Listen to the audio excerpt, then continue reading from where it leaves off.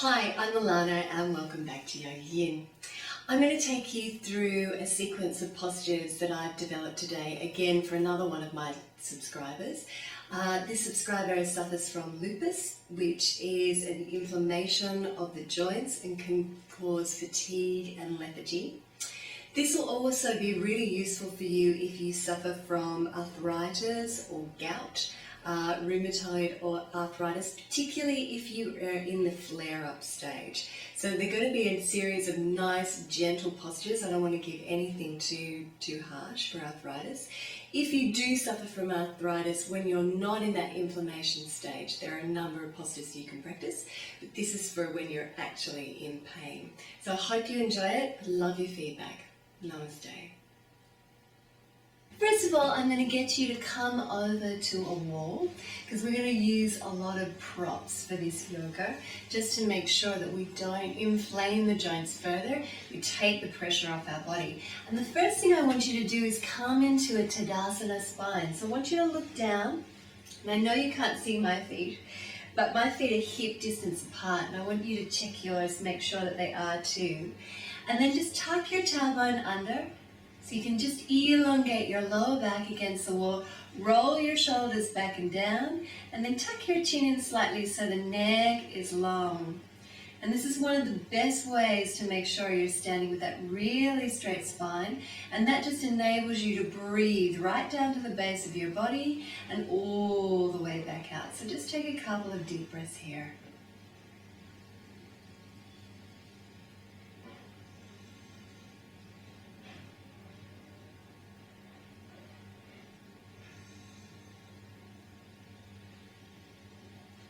And when you're feeling nice and centered, I want you to turn around and just gently bring your hands down, just so that your hips are elongating away from the wall, resting your head just alongside your arms, holding it here, pushing the hips away.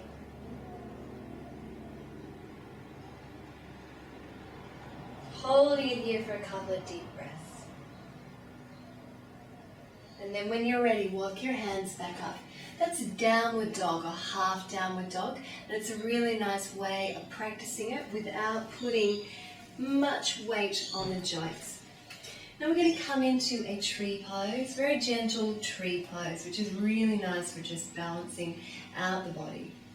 And what I want you to do is just take your weight over to your left foot and pick up your right and place it either beneath your knee or into the groin, but never on the knee.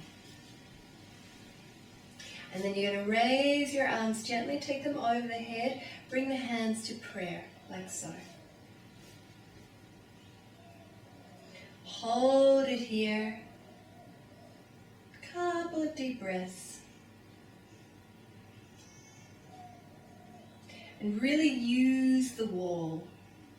And then when you're ready, bring your hands down through the center line, release the foot, walk through your feet, and then shifting your weight now over to your right foot and placing that foot either beneath or above the knee. Raising the arms, holding it here.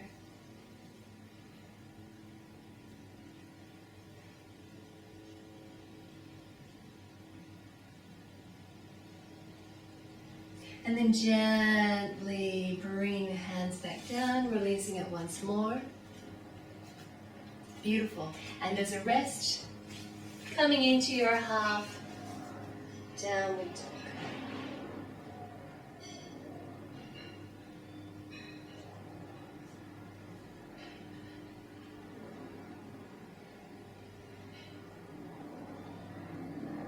Then when you're ready, walk your hands up the wall, and I'm going to show you a pose now. It's warrior pose against the wall. So this is a really nice way to practice Virabhadrasana with a wall. You're going to step your left foot in towards the wall and your right foot back. Don't bring your left foot all the way in towards the wall. Rest your elbows on the wall and just rest here. Stretch out the back of your leg.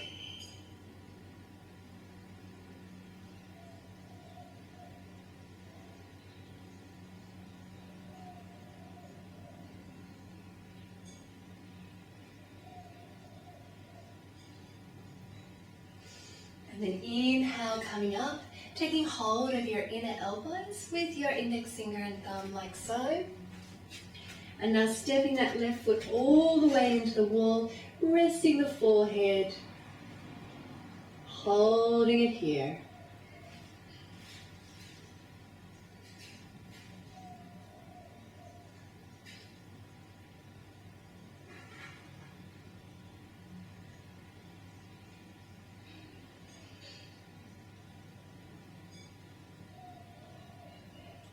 And then once again, now we're going to elongate that right arm. So we're stretching all the way from the right palm to the heel of the right leg.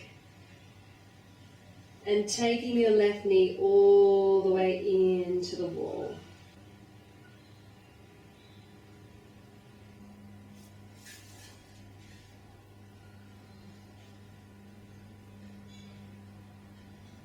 And then stretching back, downward dog, once more.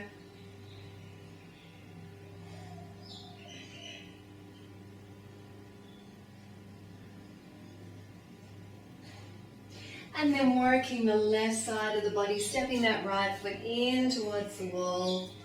Arms, forearms are on the wall. And gently pressing into the wall.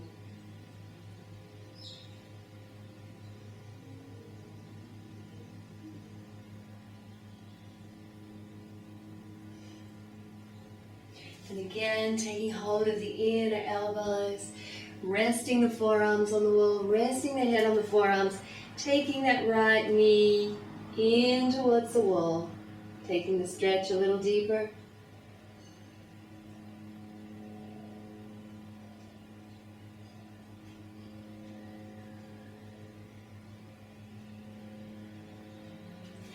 And then elongating that left arm, palm flat against the wall, and resting the head.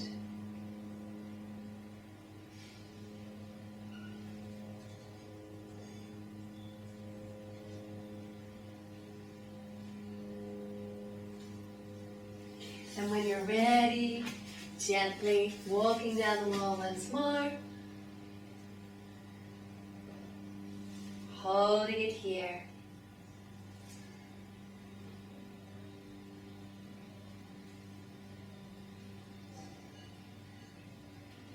And then releasing when you're ready.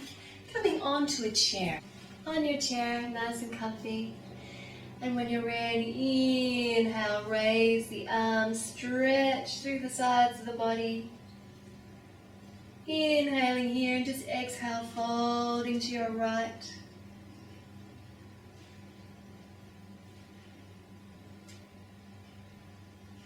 Inhale, come back to center. Exhale, fold to the other side.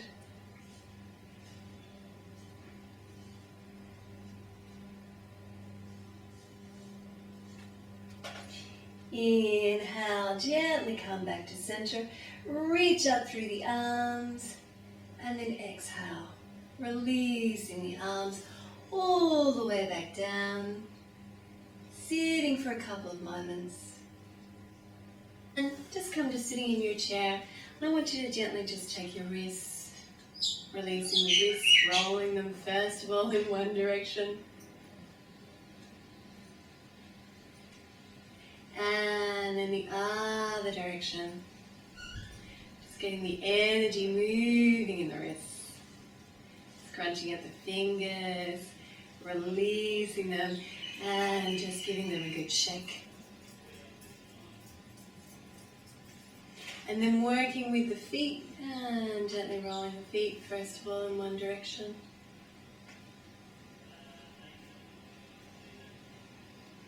Loosening off the ankles, and then rolling them in the other direction.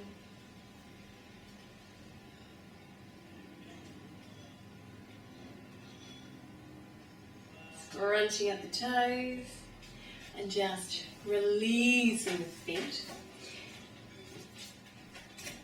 And then you can come down to your mat. into Supta Baddha Konasana or bound angle pose or cobbler's pose, you might know it as. Lying the body all the way down. Using some props if you need to. Place some pillows under your knees if you need to. Place one underneath your head if you need to. Ideally, your chin should be lower than the forehead. And when you're completely comfortable, just rest.